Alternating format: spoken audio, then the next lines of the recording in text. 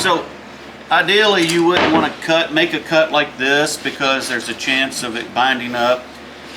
Typically on a table saw you're going to make it where your board is narrower than the length, but in this case, because I need it that width and I don't have anything else that will cut that, I just went ahead, just feed it slow, make sure you keep it up against the fence and be careful, and you should, as long as it's straight against the fence, you won't have any binding or kickback.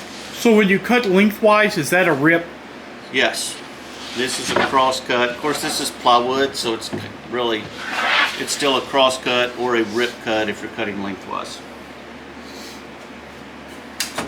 Now, what about the width?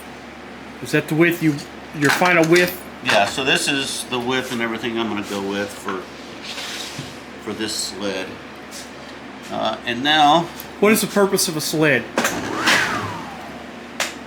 So the purpose of the sled is to give you a stable surface if you're cutting small parts. It's also a lot of miter cuts that you can make, or straight miter cuts that people use the miter saw for, can be done on here, and you can do wider boards like on my miter saw.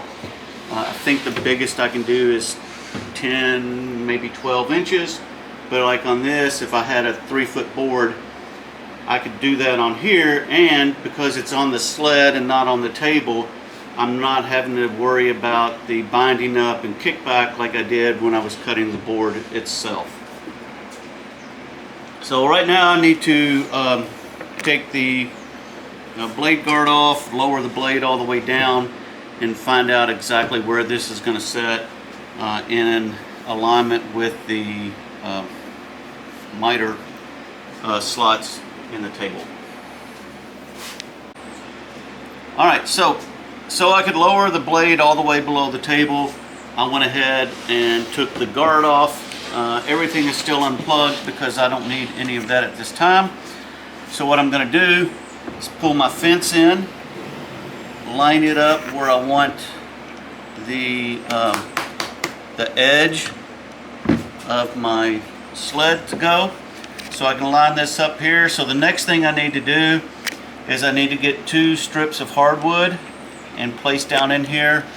You can use hardwood, you can use, some people use the white cutting boards, white hard plastic. Will something like that work? No, that's the moisture. So this is just a piece of MDF. The moisture will get absorbed into the MDF, and this will swell and contract as the weather changes, so it won't slide. So, and you don't want to use pine, you don't want to use plywood or anything like that for this. I have some old oak that I took out of something, and I'm going to get my measurements and everything, and then I'll be cutting that down, and that's what we'll use for the actual sleds. Does it need to be treated? No. When they treat it, they soak it, so it's going to have a lot of moisture in it, so it's going to change. So oak, hard maple, something like that would work really well for this. Off-topic question. Okay. Looking at this, I don't know what you call it, saw deck. Yep. Looks like a really nice piece of stainless.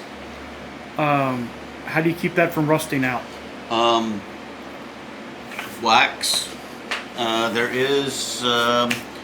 There's something called a carbon method, which embeds graphene and carbon into the table. It's supposed to last for several months.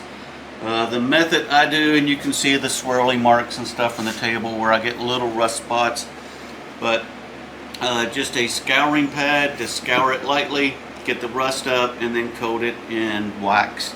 And right now I'm using Johnson's paste wax till that runs out, and then I'll have to find something new. Why something new? Because they don't make Johnson's paste wax anymore. Alright. Alright, so this is the board I'm going to use for my miter slot guide. So I'm just going to set the depth of my saw blade. There's all kinds of different ways. I typically go to the where the gullet, which is the little places, the spaces in between the saw blades. The trough of the wavelength? Yeah.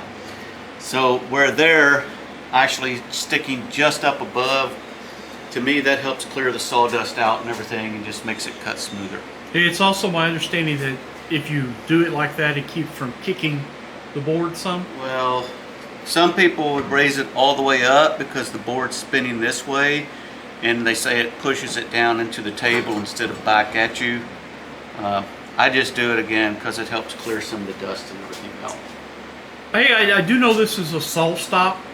Do you want to tell us a little bit about, why you have a saw stop? Yeah, in a minute. Let me get around to this first.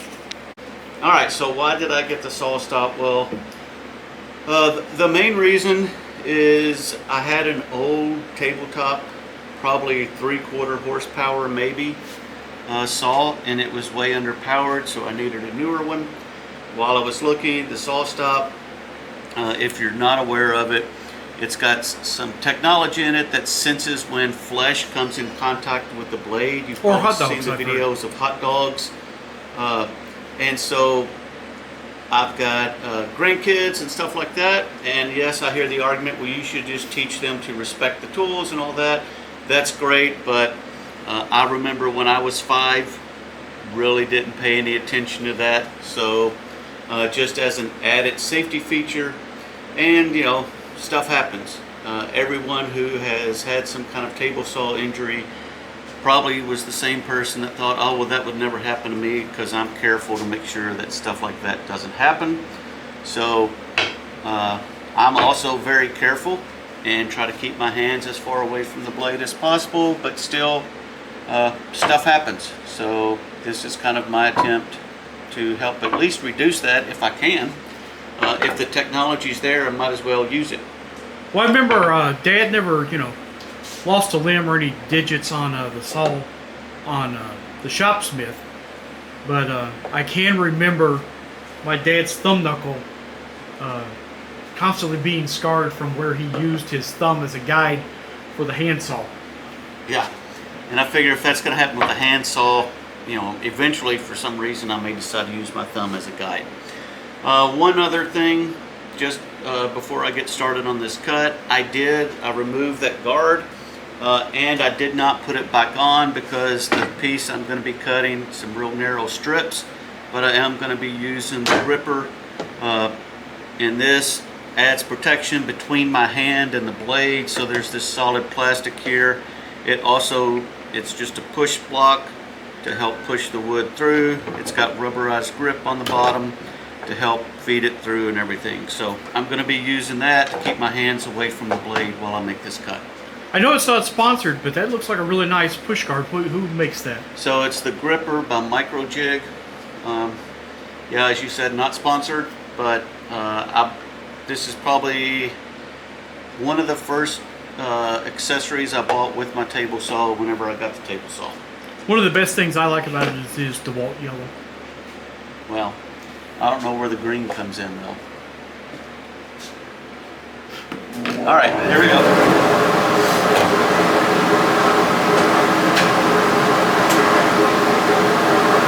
You might want to cut this part out. It goes through a process to get started.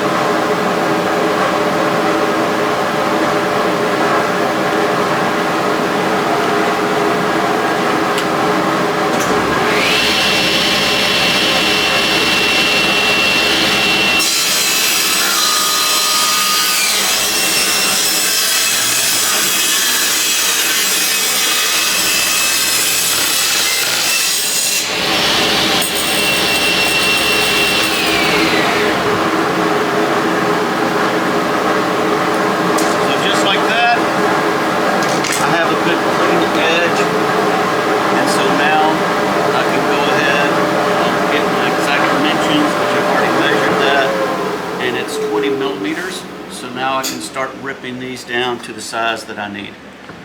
So that gave you your clean edge to saw off of, so you. Yeah, but this way on this one I have 2 clean edges. I already had an edge, but it does have some marks and stuff. This is out of an old couch. I just pulled a piece of oak framing out of it, and so this does have like some glue and stuff on it, and it's been used and abused a little bit, so that's why I'm using it. and I just wanted to make sure that I've got two good clean edges to work off of. Now, it is my understanding that you can buy wood that is already clean edged. Well, you can. You can, even like Home Depot and Lowe's, you can get some oak boards there. They're usually for stair treads and things like that. But these are, you know, it's just, like I said, some furniture, some old stuff I had left over. You can also, if you have a lumber yard nearby or somewhere that sells lumber, you can get lumber there, and if you've got a planer and joiner and everything, you can clean it all up. All right, let's try this. I guess I'll explain this too. I need to reset. So one of the things about this gripper is it has this one leg that slides back and forth. It has two fixed legs, and then it's got this one that slides back and forth, so you can slide it where it does not, and my blade wasn't locked down. You can set it where you can make sure that it's not going to contact the blade, and so I just moved it over a little bit to make sure that, again, it's not going to contact the blade when I go to make this cut, so it helps help keep this thing around for a lot longer. And then it also has this little leg out on the side that keeps it from rocking back and forth and tilting when I go through my cut.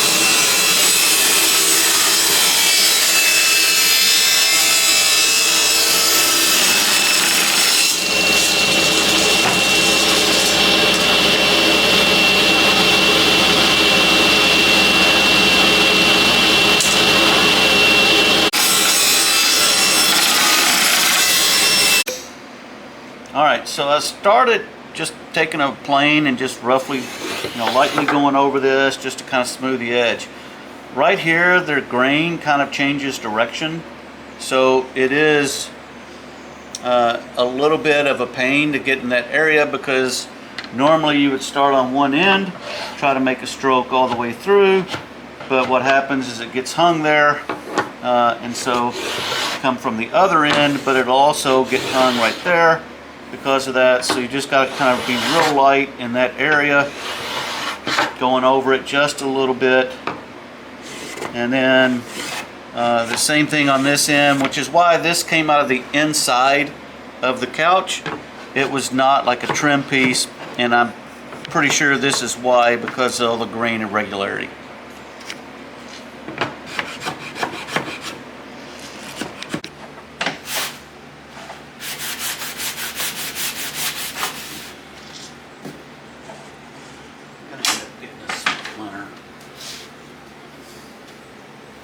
Because this grain is so crazy. Would a belt sander do this quicker? Yeah, but a belt sander would be too aggressive. And besides, I'm just knocking it down just a little bit. I've already planed it, which got rid of most of it. But like I said, with this grain being so crazy, I just decided to go over it with the piece of 150 grit sandpaper just to thin it out just a little bit more. And then now we can do a test fit. 150 grit, what is... So they're a little snug, which told you I wanted them to be a little snug, and then we can dial them in by shaving just a little bit off as we go, because we don't want it to wiggle in there. So you can see once this one gets in a little bit, it takes the wiggle out, but it's too slick or not too stiff, and it doesn't want to slide, so we do want to sand the edges down just a little bit. So you mentioned 150 grit sandpaper. What's that number indicate? So I don't know exactly if it's 150 grits per inch or exactly what the number is for, but it's size of the grain that's on your sandpaper, or the bits of sand or whatever that are on your sandpaper. So 150 grit is real small. 80 grit's going to be big chunks of sand, basically, and it's not really sand either, but you know, it is called sandpaper. So that's what the grits are. The smaller the grit, the finer the larger the number, the smaller the grit, and the finer finish you're going to get off of it. So I do have the random orbit sander here, and I was going to use that, but because the tolerances, again, I want it to be stiff, but I don't want it to be too stiff, or I want it to be tight but not too tight. That could risk taking off too much. So that's pretty close. I might take just a hair more off of that one. Yeah, this one's sliding in there fine. So again, I might take just a hair more off, just because I would rather it be just a little loose, because still, once it's all the way in, there's no play. So I might rather it be just a little loose than too tight.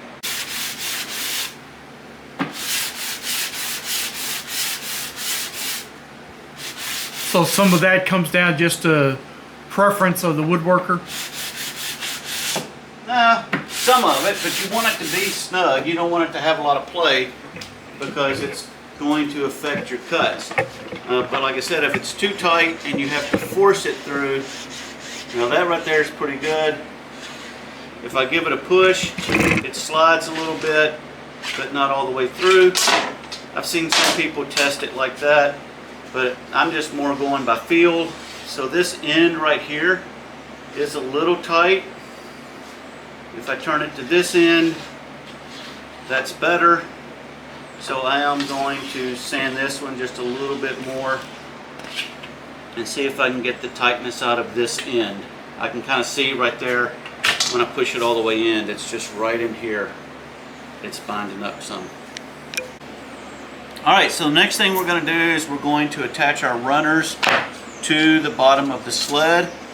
I have set the fence where I want the edge of the sled to be. I've got some pennies. I'm just going to put about 4 in each of these miter slots, and that's just going to raise the sled up just a little bit so that I get good contact with the sled on the bottom of the bed. And then I'm just going to drop these down in there, and that's going to be a bit of a problem. Alright, pause that for a second. These are... Alright, so 1 penny wasn't enough, so I went back and doubled up. I have 2 pennies stacked now in each slot. I'm just going to put this in. You can see it sits right at the top edge. That's exactly where I want that to be. I'm going to go ahead and put the one on this side. Just making sure they're lined up with the end. I'm not too worried about this end. There's a little extra, but we'll cut that off later as we, as we finish up. Would 1, 2, 3 blocks work to lift that out of the? No, because the 1, 2, 3 blocks would be too thick.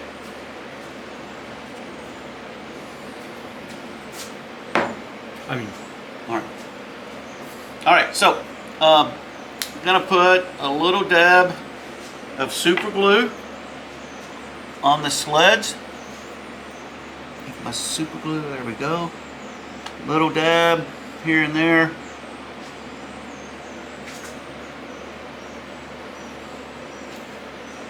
and I don't really need a lot of this, and super glue isn't really great for holding wood, and I don't want it to squeeze out on my saw, but this is just to give it a little bit of strength before, so I can, and make it set up quickly so that then I can take that off and make sure that you know, I've got good connection before I put screws in, which are actually what's going to hold this. So this is an accelerator for the super glue. I'm just going to spray a little bit of it on the bottom of my board, and then when I drop it down, it's going to bond almost immediately to the glue. And so I'll give that just a second or two, just for a little safety, to make sure it's got a good bond. Put a couple of weights on it, and like I said, that won't take very long. I could probably actually do it now, but I want to give it just a few seconds, and then I'm going to come back, flip this over, and shoot some screws in it from the bottom. Why did you use super glue instead of like Type Bond? Because the super glue, again, I'm not looking for this to hold it. I just want this to hold it just long enough that I can put some screws in it. The strength is going to come from the bond with the screws, not from the bonds with the glue. All right, so now I'm just going to drill some holes in here. I've got a countersink bit. I'm just going to countersink a small hole. Why not just put the screw in? So if I just put the screw in, the screws we're using are these flathead Phillips screws, and they have a taper on the head, and so that would stick up a little bit. So by countersinking that hole, that's going to allow that to go down below the top a little bit. So I'm going to pause here for a minute, and I'm going to check and see and make sure that that's going to be deep enough, and then I'll come back with the rest of them.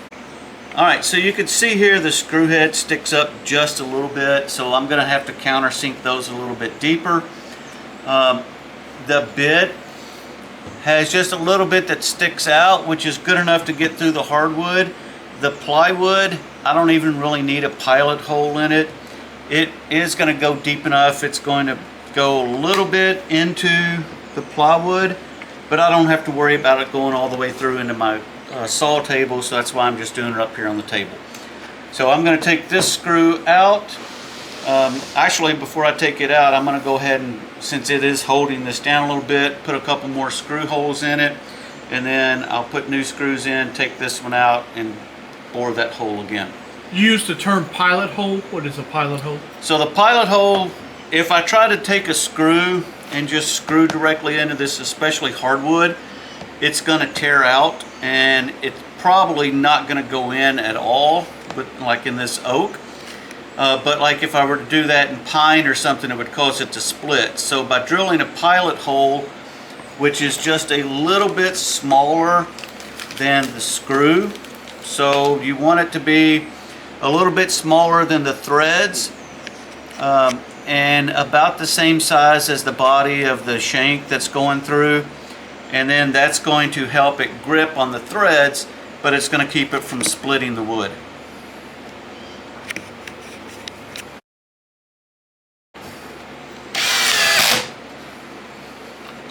I do have the clutch set so that it doesn't go too deep.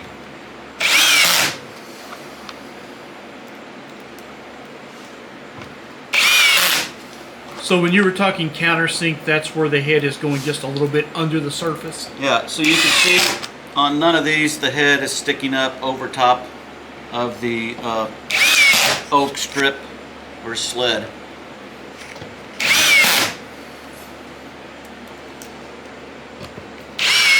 And that's all that. Now I'll pull this one out and re-drill the hole and put it back in.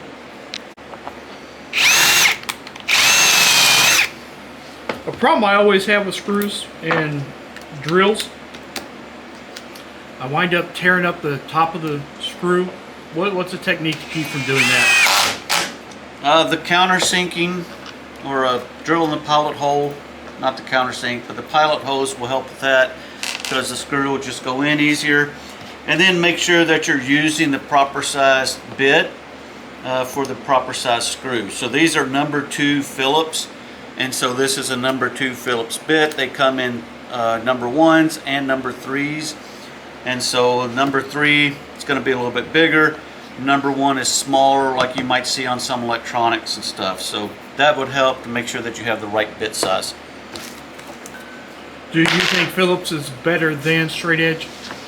It's definitely a whole lot easier to deal with than straight edge. Square drive bits are really nice. They're not as prone to stripping, and the star bits, the Torx bits, are not as prone to stripping. But square or Phillips drive bits are a lot easier to find. You can find those almost anywhere. All right, so we've got all our screws in. I did go ahead and pull that one out and make my hole a little bit deeper, and now it is under the surface. So all my screws are now under the surface. We can just flip it over.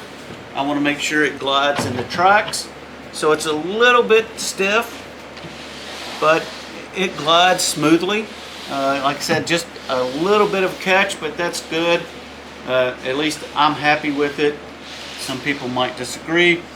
Now we do have, because the boards that I used for the runners are a little bit too long, so I'm going to take a saw and just saw these off right there, and then that way I won't have any of that sticking out on the end of it on either side. Some people would, so I'm going to flip this back over and just kind of give you a little demonstration here. So how the runners are hitting my outfeed table, some people would route channels into their route feed table so they could run this all the way through.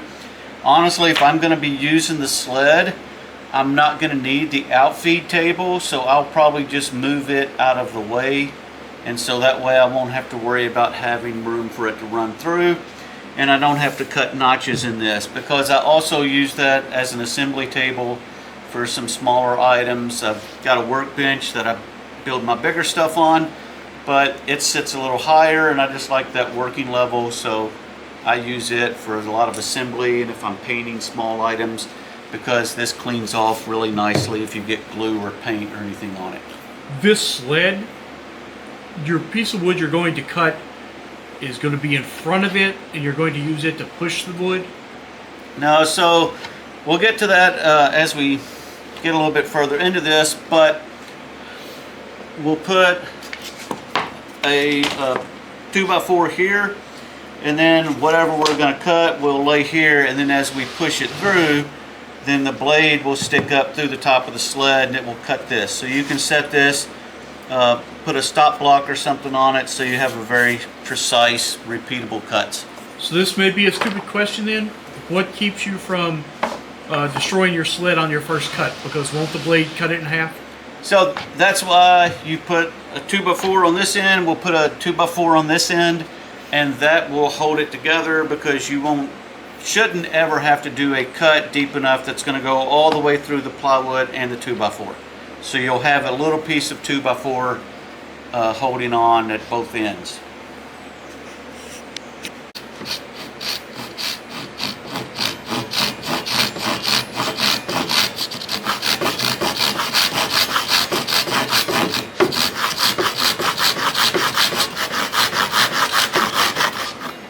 Not bad for left-handed. What is this paddle you're using? So this is a pull saw. They're oftentimes called Japanese pull saws because they are, most Western saws cut when you push. This one cuts when you pull it back to you. You know, there's debates on which one's better or worse. People have a preference. I just liked this one because for this particular cut, it's got a longer handle, and I've got a little bit more control when you're pulling. Some people like the Western style push saw, and they just feel like you have more control, but a lot of times, like on a push saw, they'll bind up and flex, and so people don't like that. So this, since you're pulling, you're not binding on it when you push through, so people like that better. All right, so now I'm going to use, some of that. Again, Johnson's paste wax is what I currently have. I'm just going to put a little wax on these runners and down the sides of them, and then across the top. This is just an old rag, like an old blanket, I think, or something that I cut up. But just applying a little bit of wax to it, and that's going to help it slide a little easier in the saw. And it will help a little bit with like moisture and stuff to keep it from absorbing moisture. So you can do that now. I think this is the way I originally cut it, so we'll see. So yeah, so that made it just a little stiffer, but as I slide it now, it's gonna, ease that in a little bit. So there we go. That's one thing that disappoints me is that we do not have smell-o-vision. I mean, that Johnson smells pretty good. I have some better smelling wax too that I made, but that's another story for another day. All right, so now I'm going to cut my 2x4s that are going to be the front and the back of the sled. So the sled is 44 inches wide. So I just want to make a mark at 44 inches. And I'm using my marking knife. It gives me more detail. Probably don't really need it with this. And then I can set my knife in that little cut and pull my square up to make sure I get a good square line across there. So like I said, probably overkill for this, but it just makes a nice solid line. Can now bring this over, and I'm going to have to move some stuff out of the way, but I can make my cut over here. Alright, so the next thing I'm going to do, move that out of the way. My saw, my miter saw, has a light on it that creates a shadow line. So that shows you exactly where the blade is going to cut. So I'm just going to line this up. This is going to be a little loud for a second, but I'm going to go ahead and cut this off.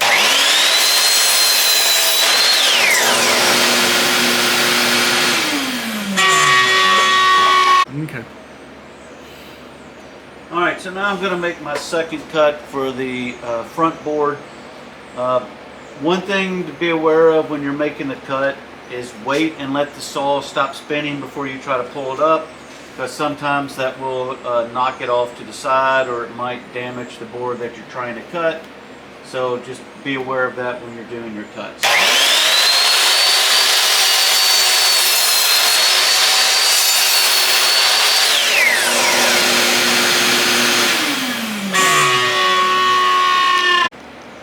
Alright, so I'm going to take a clamp and just clamp this board to the back. I just don't want it moving around, and then I'm going to flip the sled over and drill a couple pilot holes and then put a couple of screws in the back. So I'm going to try to maneuver this over so I can get to this edge too. Put a clamp on it also.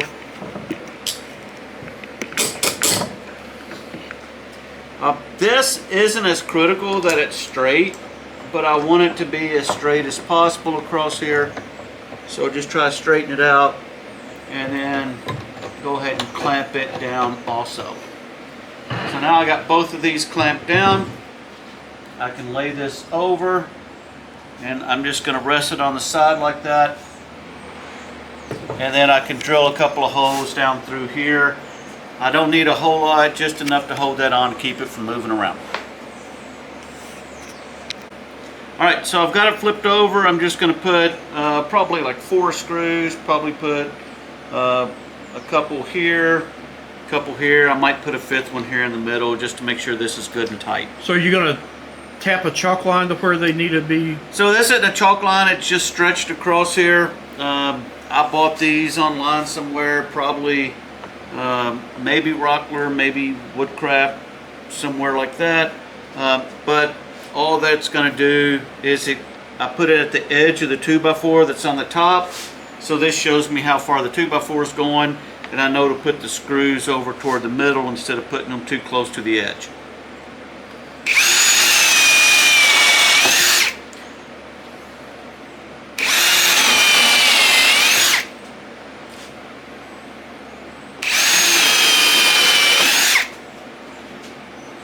So the pre-drilling and countersinking all is like we did earlier on the other smaller boards? Yeah, and this is a different type of bit, so it's got a longer bit on it, so it will do a deeper pilot hole, plus it will also do the countersink. Now, was it just my imagination, or was that bit tapered? It is tapered because you know, if you have a solid hole all the way through, you know, or a solid bit this size all the way through, it's not going to have anywhere to grip. So that's just to give it somewhere to grip as it goes through.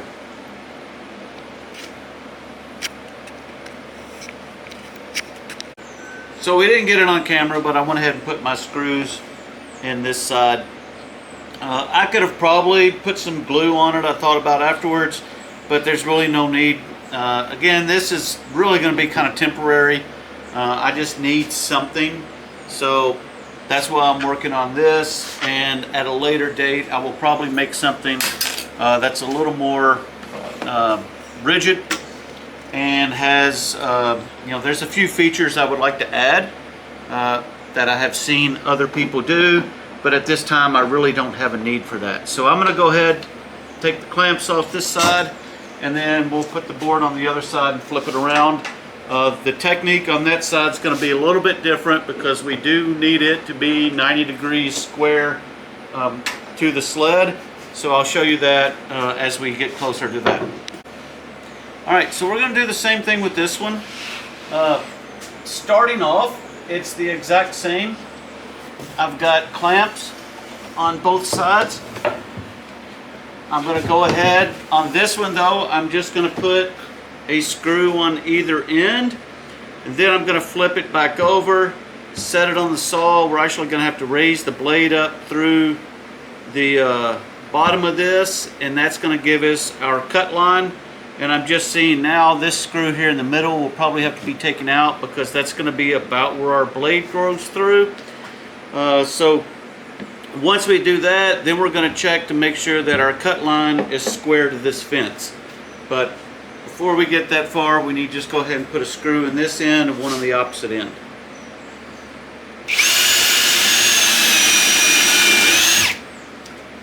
I did not use my little string on this because I do kind of know the distance of a 2x4. I noticed the drill is going through this wood awfully easy. What is this wood we're using? It's just because it's pine. It's a, you know, box store 2x4 pine. It's not, again, this is just a quick, easy, I needed something to throw together. If I were going to make this and it was going to be a permanent, or I wanted it to last longer, I would probably use some different woods, maybe not necessarily hardwood, but you know, I would definitely wouldn't use pine. I might use some scrap maple or walnut or something like that if I had it, but maybe some teak, mahogany, or zebra wood. No, you wouldn't want to use anything that expensive for this because it is, you're going to be cutting through it and just, you know, it's going to get used. I don't want to say abused, but it's going to get used quite a bit. So you don't really want it to be a showpiece. Yeah. Now there are people that, you know, on YouTube and stuff that this is what they do for a living, so they make their shop furniture showpieces. This is just more of a hobby, something I do for friends and stuff, so I'm not that worried about it. But just right there, you can kind of see the idea starting to come to shape a little bit, so we'll continue working on this and get it where we need to be. A reminder, you do have the screw in the center that you're going to have to take out. Yep. Alright, so I'm going to have to take my blade cover off again. Because I need to bring the saw blade up through the bottom of that while it's running, I need to take the splitter off, so I'm going to just take that out temporarily. The purpose of having that in there to begin with is to keep like your wood, especially pine or something, if it's not dried correctly, will close together on the blade. So this is the same width as your blade, and it just keeps the wood from closing together or pinching the blade as you're pushing it through. So now that I've removed that, I did take that screw out.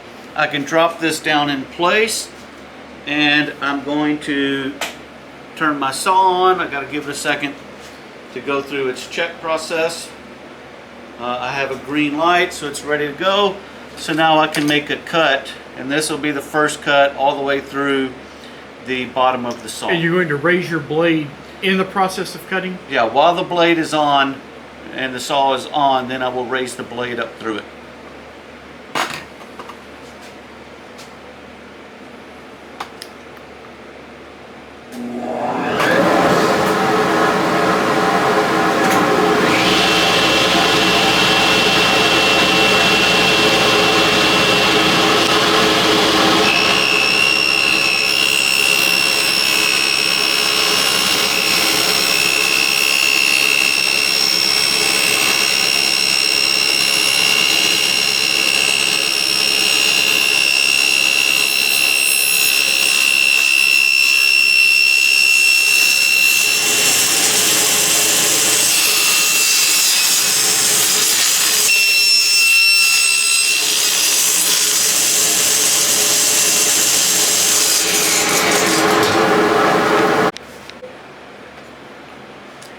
Alright, so what I'm doing right now is just checking this cut to see how square it is to this back wall. This is what's going to give us our 90-degree cuts. So for example, if I wanted to cut this to, you know, an exact length, and I need that cut to be 90 degrees, then this board has to be 90 degrees to my blade. So if it's off for a small cut, it probably wouldn't make that much of a difference. But if I was cutting something this full length, if this was off even just a degree by the time it got to the other end, then that would cause that cut to be off, and it's just going to be compounded the further away you get from this wall. So I checked it. It's actually really square. There is a method you can use to double check this to make sure that it is truly square. But honestly, when I pull that over and look, I don't see any of the wood. So if I scooch it back just a bit, then I can see just a thin line all the way down of my plywood board. So that's telling me that that's square. Again, there's methods you can use. There's something called the 5-cut method. There's a YouTube video, King's Fine Woodworking. He explains it in detail, and he even explains he's not the one that came up with it, but he does have very detailed steps on how to do it. I am going to try that and just see how close it is. Again, for what I'm doing, I'm not building fine furniture. I actually need this sled so that I can build other things in my shop. And then, you know, I'm going to build a better sled that I can start building projects for the home or whatever on. But this is just to get me started and get stuff done for my shop. If this did not line up at a 90-degree angle, you just have to go buy new plywood, new 204s, and start over? No, so if it wasn't 90 degrees, when you do the 5-cut method, there's some math involved. You do the math, do your calculations, and then that will tell you, and usually if this is even close like this one is, it's going to be within 1/1000th of an inch, but you would need to either move this end in or out in order to bring it square with this. So imagine, and I'll just exaggerate this, if it was like this far out, and then maybe it would, you know, I would do my cuts and my calculations, and it would say I need it to move it, you know, in this case it would be like 4 inches back. once I move it back, then it's going to be square with the cut. Alright, so I calculated the numbers. This end and this end, well, the cut, actually, not the ends, but I did my 5-cut method. I measured the distance in the first and the last the piece, and again, there's a video online that you can look, and we'll try to link to that here. But I ended up being out by 4/1000ths of an inch.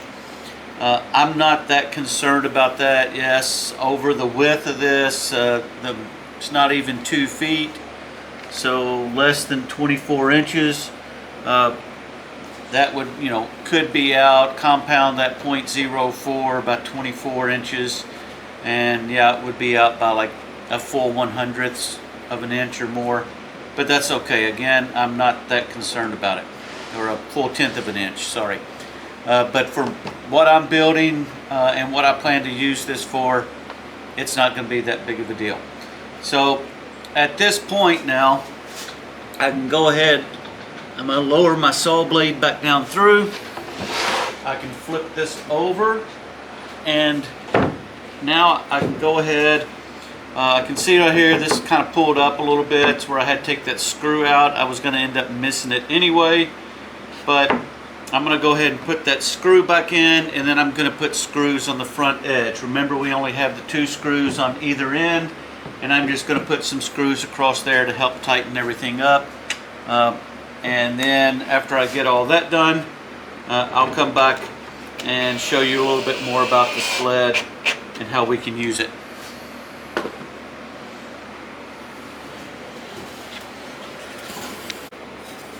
Alright, so to keep the blade from coming back or coming out the back, and if I'm not paying attention, leaning into it or something, I'm going to put just a couple of pieces of 2x4. I'm going to put these on the back, and then I'm just going to put some glue, a couple of screws in it, and then that will keep this, like I said, if I'm not paying attention or something like that, it'll give me some space between the blade and my fingers or hand. If I do 2, and that's my plan, is to stack 2 of them like this, there should be no reason that I should ever go that far forward with this. So that should keep my hands and stuff safely out of the way.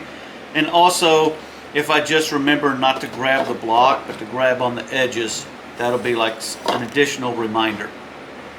Alright, so to do that, what I'm going to do, like I said, I'm going to put, I've got these 2 pilot holes that are going to be for those 2 screws, but I'm going to drill 2 holes, one above and one below on each side, and so that will give me a place to screw this into the sled itself.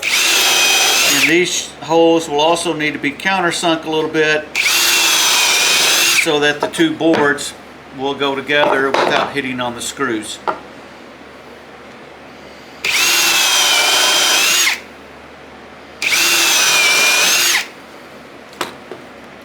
So I've got that. I need to grab screws real quick.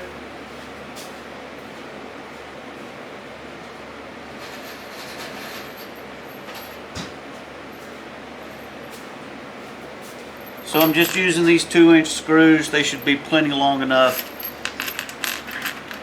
I'm going to put some glue on the back of this first block.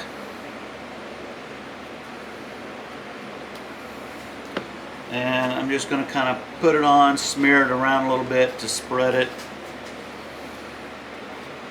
And then I just need to make sure that I'm kind of centered so there's no chance of the blade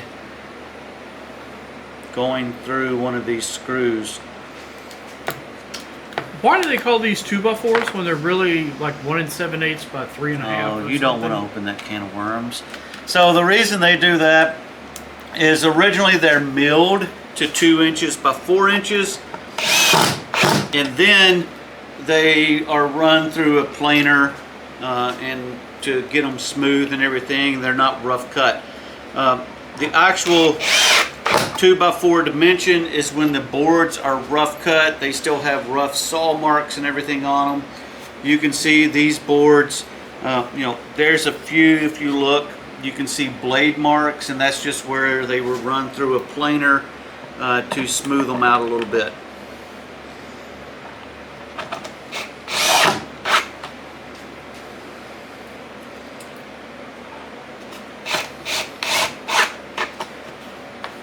So there's my screws there. I'm going to go ahead and start these, and so that way the screws, I've already drilled the pilot holes, and that way I can just put these screws into the pilot holes that I put in this board, and it will help me line that up without having to kind of search around and get it lined up. Again, just a little dab of glue. Now this thing's, honestly, I plan on using it for a couple of months, maybe a year at most, so I'm not putting a whole lot of glue and putting a whole lot of I don't want to say I'm not putting a lot of effort, but I'm not too concerned about with everything being perfect or something that's going to last for 5 or 10 years. A couple of questions about the glue. Last time you glued something, use super glue, and I've noticed Roman numeral 2 on the side of your container. So the last time I used super glue does not, for all purposes, it's okay with wood, but it doesn't create a good long-term bond. You will see a lot of people on YouTube and stuff that are making stuff with wood will use super glue as a temporary glue. They'll glue something on just for alignment purposes, and then when they're done, you can take a hammer or something and bang against it and knock it off. This is the 2 is for, it's Tight Bond 2. I use it and sometimes Tight Bond 3 depending on what I'm doing, but they are a different type of glue, and they actually, once they bind with the wood, if you were to try to break these apart after the glue had set, it would actually break the wood before it would break the glue joint. So that's the reason why I'm using Tight Bond for this instead of using super glue. Alright, just to kind of show how this works, this is just a piece of scrap wood I had. I cut something off the end of it. I don't remember what I used it for, but I'm just going to square up that end, so I'm not really going to do anything fancy.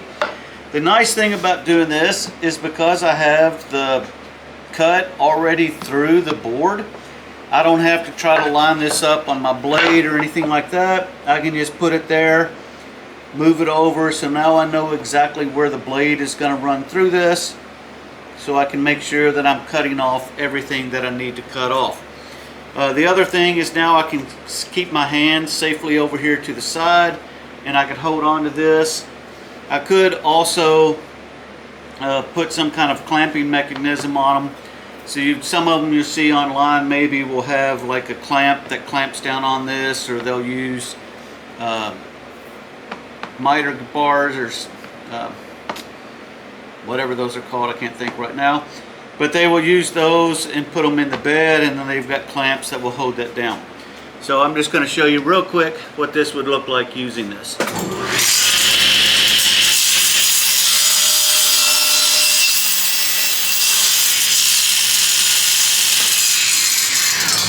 What is this piece of wood you're cutting? This, I believe, is Paduke. It's got a real nice bright orange when you first cut it. It does darken a little bit over time. But as you can see, that allows me to get a nice square cut on the end of that, and I just cut that little piece off. Let's see, I can raise this up. Get my blade out of the way. So you can see here, I cut all the way through that and did not cut, barely cut into the bottom of this. So, showing that, yeah, my hands are going to be well out of the way. And even if, for some reason, I'm not paying attention, as long as I don't grab this block, my hands are always going to be out of the way of the blade.